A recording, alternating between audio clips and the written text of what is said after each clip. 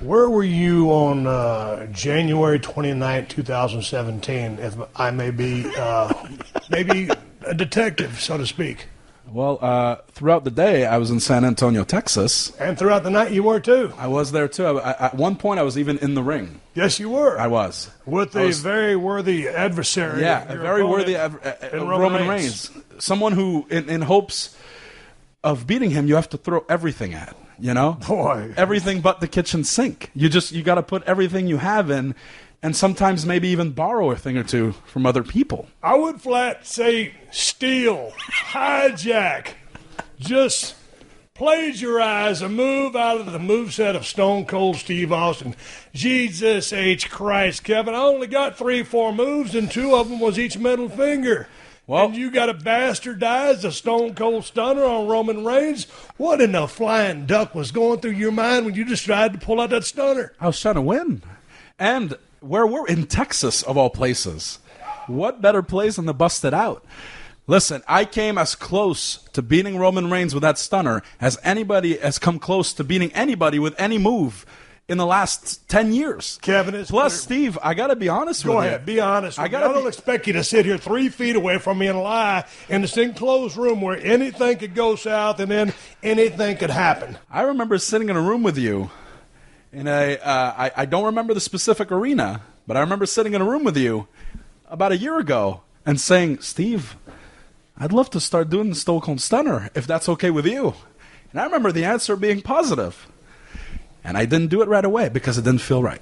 I waited for the right time. And to me, the right time was in San Antonio, Texas, when I'm trying to beat Roman Reigns, one of the toughest men in the history of this business. And obviously, I got to work on it, but I came real close. Roman Reigns has come a long way. I'm proud of the progress that he's made. His promos are starting to come. He's going to be there. He's going to be a hell of a damn champion one of these days, a hell of a damn WWE superstar. He's still a work in progress. I like what he's done. Very tough opponent, good-looking kid, great body, powerful, former collegiate football player. He's very athletic. He's charging you. Undoubtedly, he's going for the spear. There's a table in the corner. He's going to spear you through. But no, you catch him with a high knee to the temple and then decide to go ahead and go for the Stone Cold Stunner. Now, as smart as I've always known you to be, when I was studying YouTube videos of you before I talked to you the last time, watched you all these years develop into a top-tier WWE superstar, now the Universal Champion. I don't know how many belts you've got. Intercontinental title, right? Yeah. Universal Champion right now. I can't believe you didn't bring the belt so I can look at it here in the podcast. I've never seen anything up close and personal. I just thought, as smart as I thought you were, as smart as I know you are, you would have studied the delivery mechanism, the system to deliver a Stone Cold Stunner. The boot was missing. If you wanted to borrow it from me, which you did, dare say I now say steal it, you would have called me on the phone. You got my damn phone number in your phone. Said, hey, Steve, I'm thinking about busting this thing out because I got Roman Reigns. He's tough as nails. I might need it.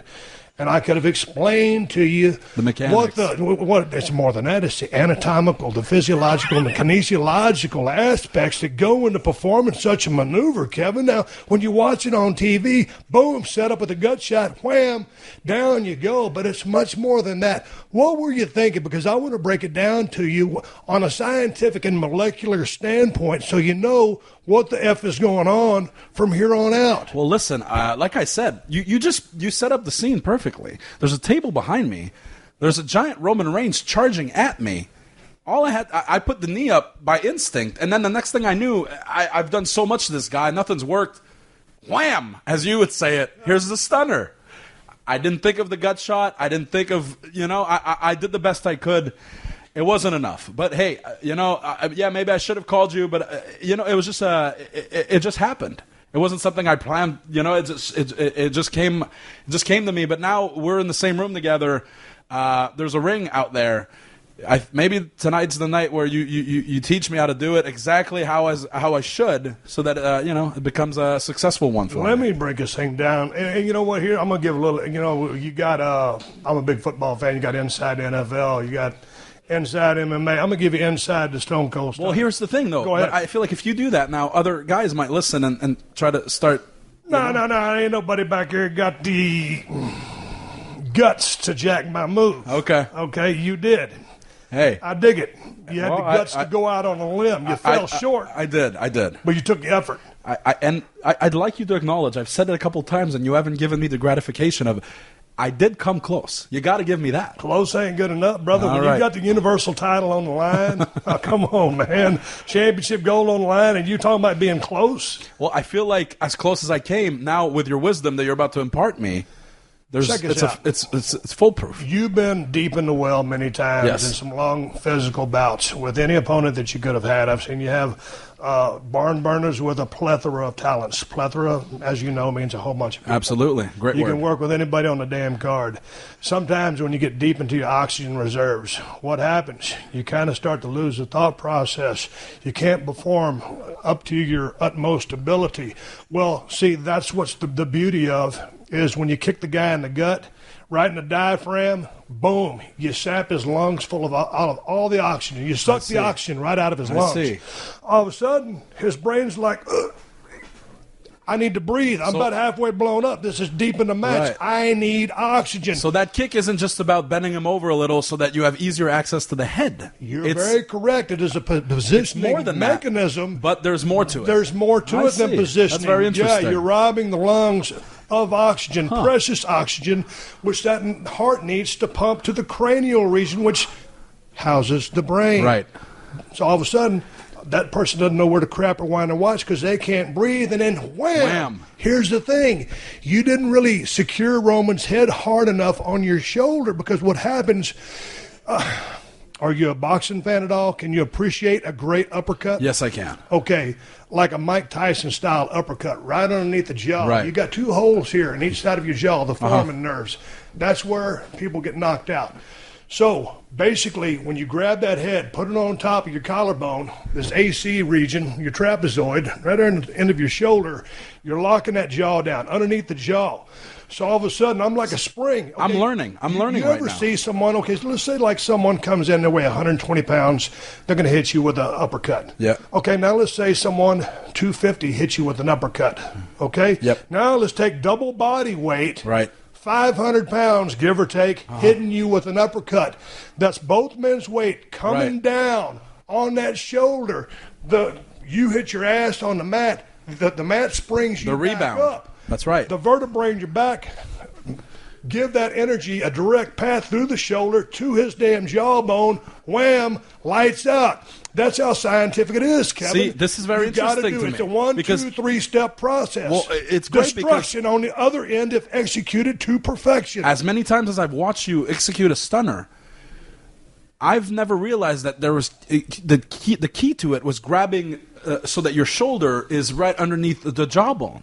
I figured, you grab the head, maybe you'll that rebound you're talking about. I get that part, but maybe the shoulder, your shoulder hits the guy in the nose or in the eye socket, the face, whatever. The key is to get him under the chin. Right. See, now look. You're imparting this wisdom on me. I feel like the next person that eats that stunner, the KO stunner, we might rename it. We'll talk about it. You're more than welcome to rename it the KO stunner. I would never go that far, but the next person who eats that stunner, kick to the diaphragm, Right. lock the jawbone right underneath that shoulder, and then lights out. Yeah. Well, see, I'm very glad we had this conversation. I kind of wish it wasn't happening on a podcast where a lot of the guys in the locker room have access to it now. But like you said, I feel like I'm cut from a different cloth. I don't think anybody would have the balls to, By the same token, I mean, the effects are devastating, whether they know about it or not. Once it happens, they're going to be laying there and just basically a mess. You cover them for the 3 Yeah, once you lock that jawbone under the shoulder, go. there's nothing they can do. That's right. That's what it's all about. What about? Then I have a question for you though.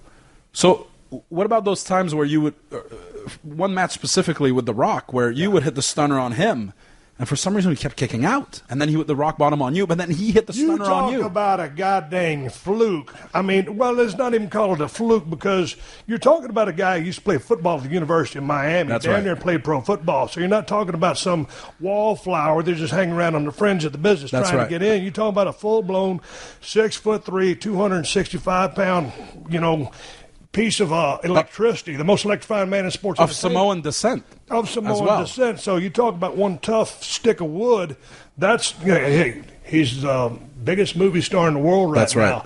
But inside the square circle, one of the toughest opponents I've ever faced in my life. In big game situations, in big match situations, when all the chips are on the line and you're the main event of 3 WrestleManias and wherever else I wrestled him, that guy can summon up the damnedest courage, energy, perseverance. His recovery abilities are unparalleled. So the fact that I gave him the best that I could give him, and he was able to cook out and he was able to kick out, is just his testament to being the man that he is, and one tough-ass performer, one of the toughest I've ever faced in my life. But those are a lot of accolades. Former football player, Samoan descent, multi-time WrestleMania main eventer. I feel like I just kind of described Roman Reigns at the same time. A man who also kicked out of my stunner. So I feel like... But had he given his lineage and the fact that he was a hell of a football player at Georgia Tech, still, had you known to rob the... If I knew the details... Rob the lungs of oxygen, chain reaction through the vertebrates, to the AC joint in the shoulder, bam, bottom of the jaw, so now, lights out. If I'm going along with your logic, which, of course, why wouldn't I? You're the master of the move. Grizzled veteran. You know exactly... Well, you're... Would you say that the fact that you... In those matches with The Rock, you applied the kick to the gut, you secured the jaw, you hit the stunner, and he still managed to kick out. Would that make him tougher than Roman Reigns? Oh, he's that's a tough thing, because I think it's hard to compare generational wrestlers. It's a very close generation, but still, Roman is the next evolution. He's the next generation. So it's always like you take like a guy like Buddy Rogers or Bruno Sammartino. Could they have taken a stunner? Could they have kicked out? Yeah. So generational comparisons are tough. But Roman Reigns is a tough guy. The bottom line, let's move on. I want to beat a dead horse here, but Roman, tough guy. If you face him again, if you execute it right, I can smell a W on the end of it, and he ain't gonna kick out. Now that I know all those details, I feel the same way. A lot of times, there's been a couple times in house shows all over the world. A couple of times I hit a guy with that stunner. They piss their trunks. Yeah. A couple of them even crap themselves. I didn't even want to bring that. But that's how devastating that move can be. I think Chris Jericho, before our unfortunate turn of events, had told me about maybe urinating on himself after taking a stunner from you at a live event.